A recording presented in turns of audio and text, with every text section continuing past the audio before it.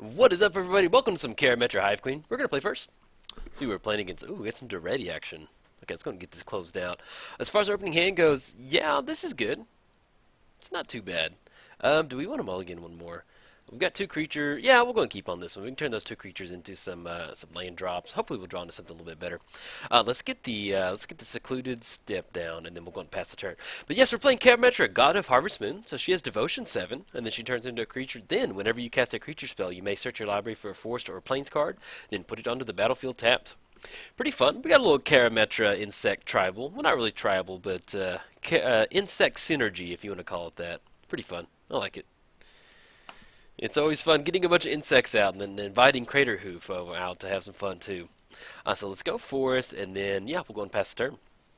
Playing against Daretti, Scrap Savant. So, red Planeswalker, +2, discard up to 2 cards, then draw that many cards. -2, sacrifice an artifact. If you do, return target artifact from your graveyard to the battlefield. Then for -10, you get an emblem. Whenever artifact is put into your graveyard from the battlefield, return that card at the beginning of the next end step. So, pretty straightforward. Little red artifact reanimator.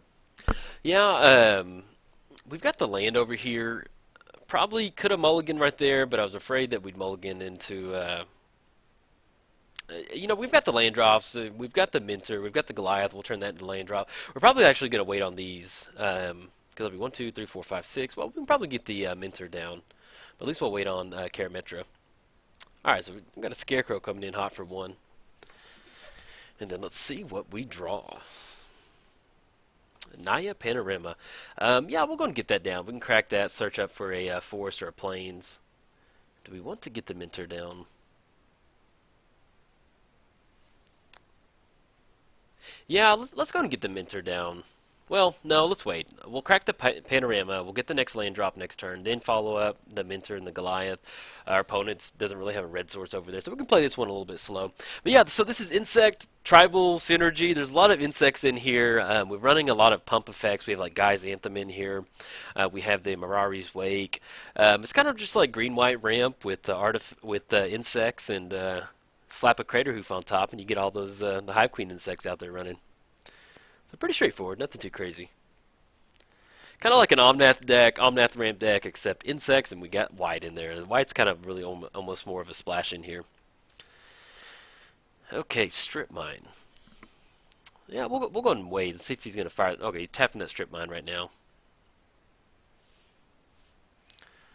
Sacrificing the Scarecrow. I guess he's probably digging for a red source.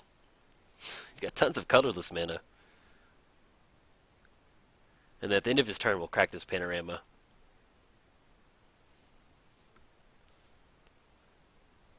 Dreamstone Hedron. Add 3, then sacrifice, draw 3 cards. Okay, pretty solid. I like the card art on there. Let's go and crack this Panorama. Let's pay 1. And we'll go and grab 1 more Plains. Yeah, because that'll leave 3, and then the rest will be 4. So we should be set after that. Thornscape Familiar. So let's get the forest down, and then... yeah, we're going to go and pass the turn. We could get down Thornscape Familiar, but it's only going to make Karametra cost 1 less, so we can get down Karametra next turn. Then the following turn, we can get our stuff up and running. You know, our opponent only has access to colorless mana right now. He may be kind of digging for some red mana. That way we can get down Karametra and start cashing in these these creature cards for some land drops. And then hopefully draw into something good and spicy for you. If not, we've got the Minter and the Deadbridge Goliath that we can start swinging and give the creature equal its power. So kind of pump it up that way. And that's a lot of what's he tapping for over there? Okay, I guess he's backing out. Not sure what was going on over there. But yeah, so we'll get down Karametra next turn and then follow it up with at least with the Mentor and the Thornscape Familiar. Make our white spells cost 1 less. Yeah. So all permanents are artifacts in addition to the other types. Okay. Got it. So we're on the artifact bandwagon now. So now with that out there, I think he could go for Daretti, I think, if he wanted to. Ant Queen. That's actually a pretty good draw. So let's go Forest. Let's get down Karametra.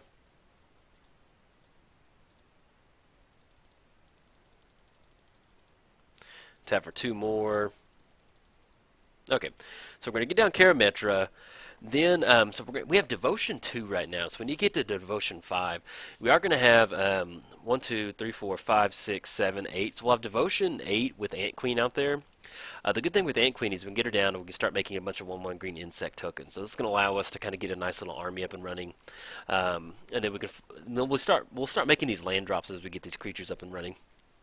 But on a side note, guys, I do have this deck list up on MTGOTraders.com, so if you can check it out, head on over there. If you build your own little Karametra Hive Queen, go for it. Yeah, it's fun to play with obscure tribals. Challenge yourself that to commander deck. Just build an insect deck and kind of see what path it takes you down. This deck isn't the best in the world, but it's a lot of fun. We've got Ant Queen, we've got Hornet Queen, we've got Beacon of Unrest, where it's add an insect token on the battlefield for each forest you control. I think that's what it is, and you shuffle it back into your library. So it makes you kind of play with some fun cards. We don't have any insect lords in here though. I did run Adaptive Automaton, but it was okay. I felt like we could do something else better for it. Okay, so we get Daretti down. We've got the activation on Daretti, pumping him up to 2. He discard a duplicate, and he's going to be able to get that duplicate up and running by sacrificing an artifact. Okay. So let's start cashing in some of these Karametra triggers. Oracle, that's actually pretty good. So let's go Forest. Let's go Thorns. Yeah, let's go and go Oracle. That way we can play one off the top. We're looking at 1, 2, 3, and then 4.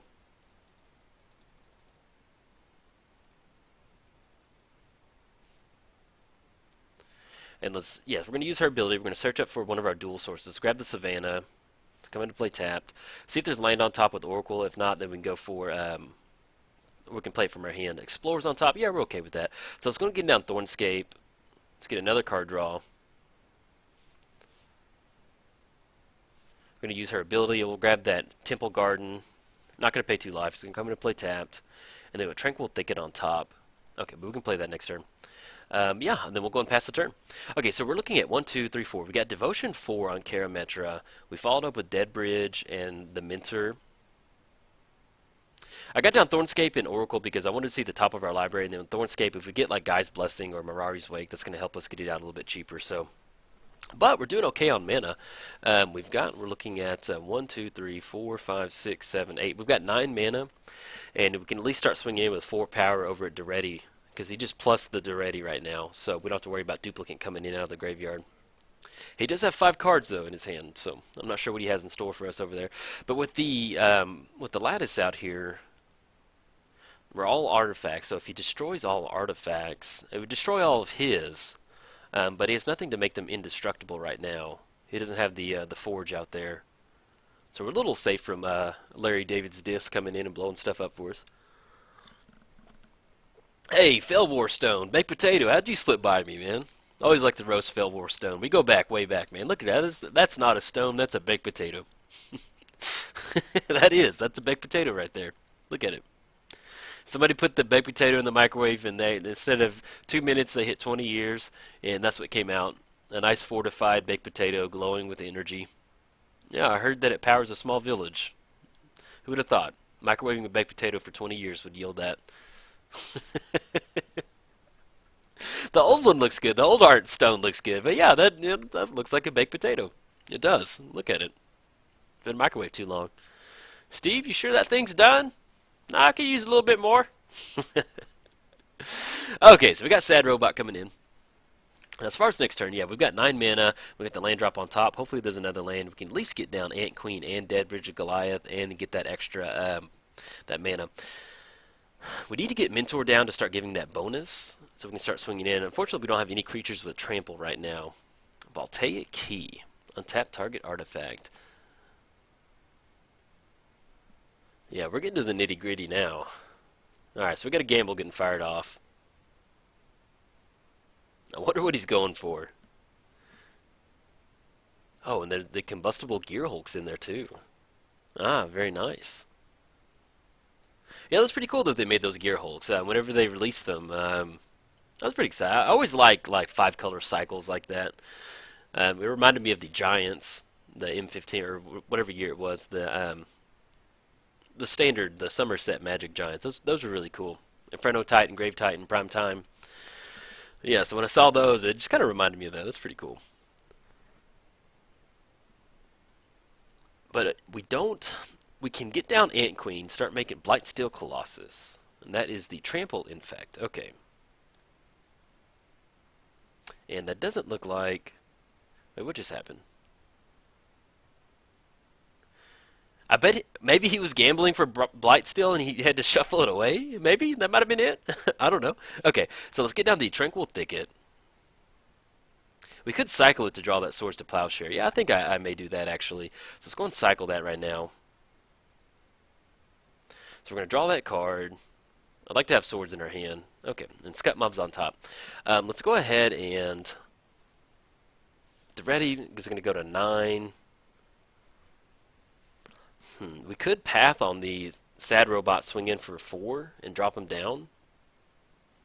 Blight still got shuffled into the library. Yeah, let's go ahead and swords on the Sad Robot because I want to start chipping away at Daretti. Because either way, we're going to trade with those creatures, and I'd rather get him down to 4. Yeah, I'm okay with that play. All right, so we're going to swing in for 4. Coming in hot at Daretti, dropping down to 7. Dropping down to 3.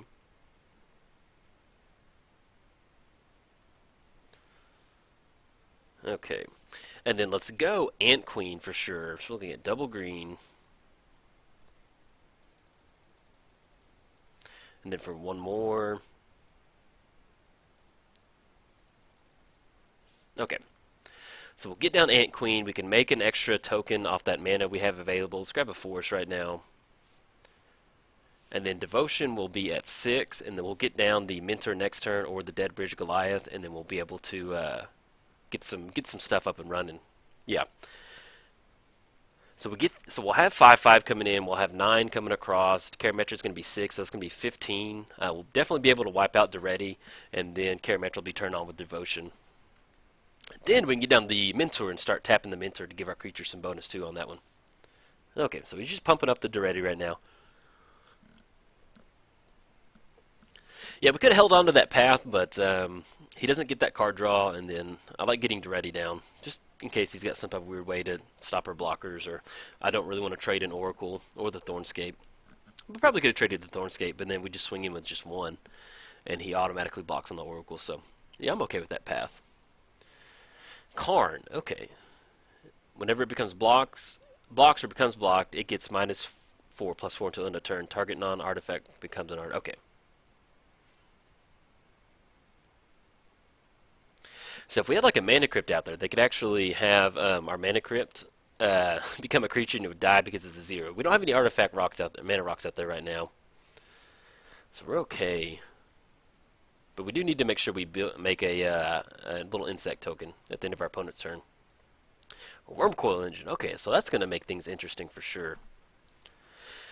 So we have Condemn on top of our library. Seize the Condemn. We're going to draw that. Untap Mana Vault.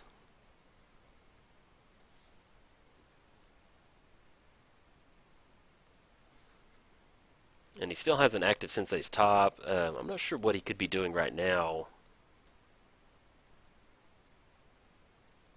Okay, yeah, he's gonna. Okay, we got a little 6/6 flying over there, getting fired up. Okay, this is a nice little match. I'm enjoying this. This is pretty cool. Usually Daretti gets pretty nasty really quick, so I'm okay with this. Got the battling artifacts. Now we'll be in business if we can get. We have a couple different Stampede type effects in here. Oh, and he's gonna start blasting our lands. Okay, yeah, I see that now. All right, man. Yeah, add that 3. Okay, yeah, that's pretty nasty right there. Targeting the Mana Vault.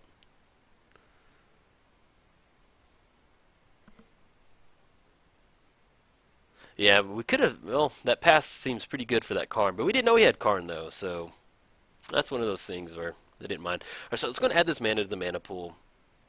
Let's create a 1/1 green insect token.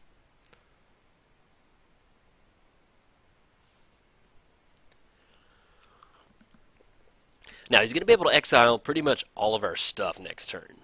He has more than enough mana to exile all of our lands, so that's really going to put us in a tight spot. He may have this one. We do have. We're looking at 5, so we got 7 mana. That's going to be just enough for Dead Bridge Goliath and the Mentor to get him down. Do we want to block with that 1 right there? It's an insect. He's got, oh man, yeah, definitely turned pretty nasty pretty quick. If we block right there, it's not indestructible. Yeah, if I'm correct, he has no mana, so if we block with the Ant Queen, block with the insect, that's going to kill that. And that'll get rid of him exiling our lands. I think that's correct.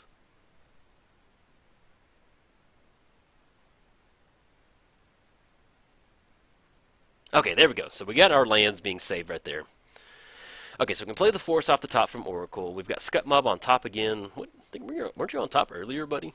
Let's go. We need Devotion. We're at Devotion 4, so that's going to be Devotion 6 and then 7. Yeah, so we're just going to have to tap out for this. So let's go Dead Bridge Goliath. We're looking at 1, 2. So we're going to search up a... What are we going to grab? Let's grab another forest. So we got Dead Bridge coming in. Let's get down the Mentor, and then we'll still leave up Condemn in our hand. So we're looking at 1, 2, 3. And that should turn on Devotion right there. And we'll grab one more Plains, just in case he gets into some Strip Mine. He does have Strip Mine over there. And I think we'll be able to play this Oran Reef too. So that's going to turn on Devotion for Karametra. Let's go ahead and swing in. If we swing it Daretti, just Daretti, then he's going to have to block right there. Yeah, I like that. So we're going to swing it Daretti. He's going to have to put either Karn or the Wormcoil Engine on Daretti. Okay, so he's untapping right there.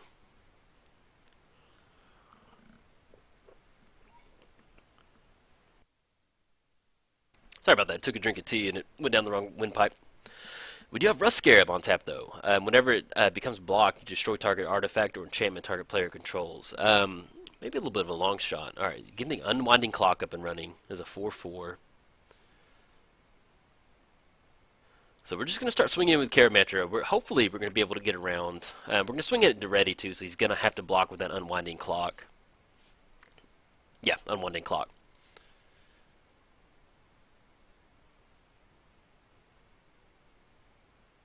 Okay, so we got Karn blocking right there. Oh yeah, plus he has the Karn activation, duh.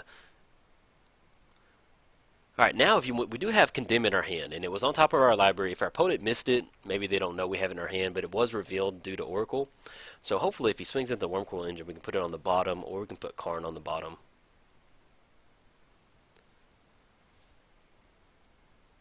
Yeah, that way we can deal with it, because Wormcoil is just so hard to deal with once it's on the battlefield. And then next turn, we're going to have the Natuko Mentor untapped, so we can give it +X/+X, where the X is that creature's power. So we can get into spots where we can swing with Dead Bridge or Karametra, pump it in response to that Karn blocks or becomes blocked. It'll get that -4. So we can pump it up and take care of Karn that way. And he's basically hellbent right now. He has no, I mean, he is hellbent. He has no cards in hand. Okay. Yeah, so we've got a little combat trick with the Mentor next turn, so we can kind of swing in with Karametra.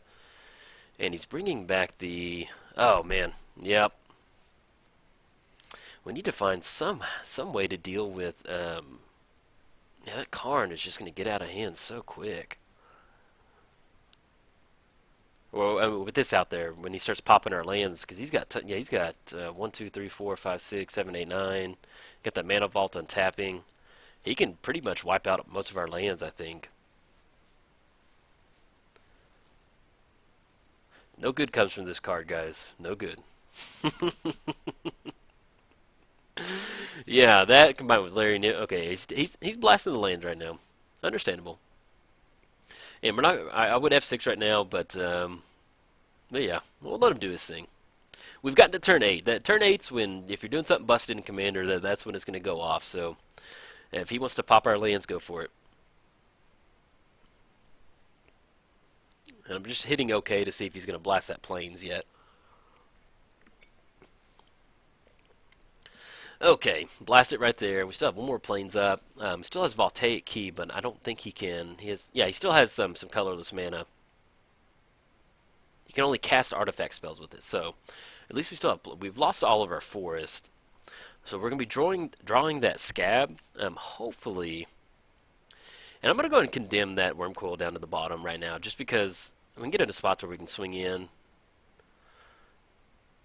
So it's going to go down to the bottom. And we're kind of doing okay. If we rip a forest, we have that Mentor right there. So we've got the Scab. That is not good. Let's go ahead and swing in.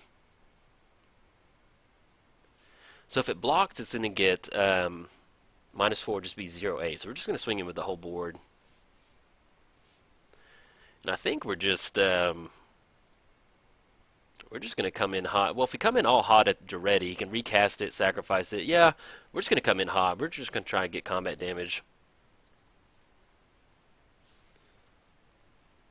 Yeah, we've got 8, 10, 15. We've got 16 coming across. Really, it's kind of our only last-ditch effort with the with this out here, because he's going to be able to blast our lands next turn. He's got no cards in hand. He can strip mine something if he wants to.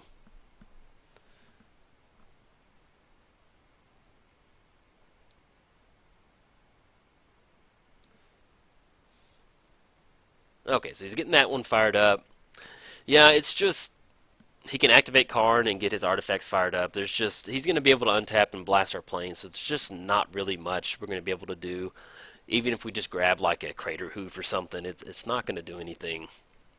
So at least we're making him activate it. And then Karametra will be into. I mean, we could start swinging in with Karametra, but he's just going to keep activating, bringing it back. And that's just the clock with Karametra is just so far back.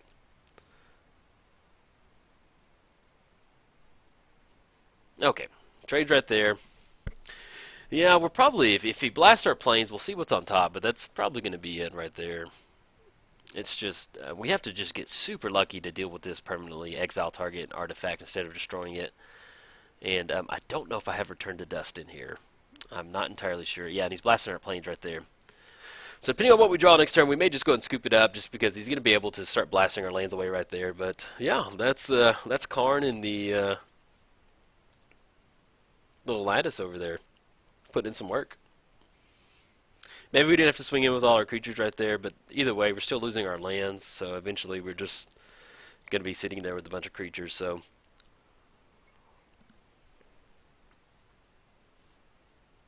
Alright, and he's going to start activating the artifacts and swinging in. But yeah, we'll probably scoop it up after this combat step.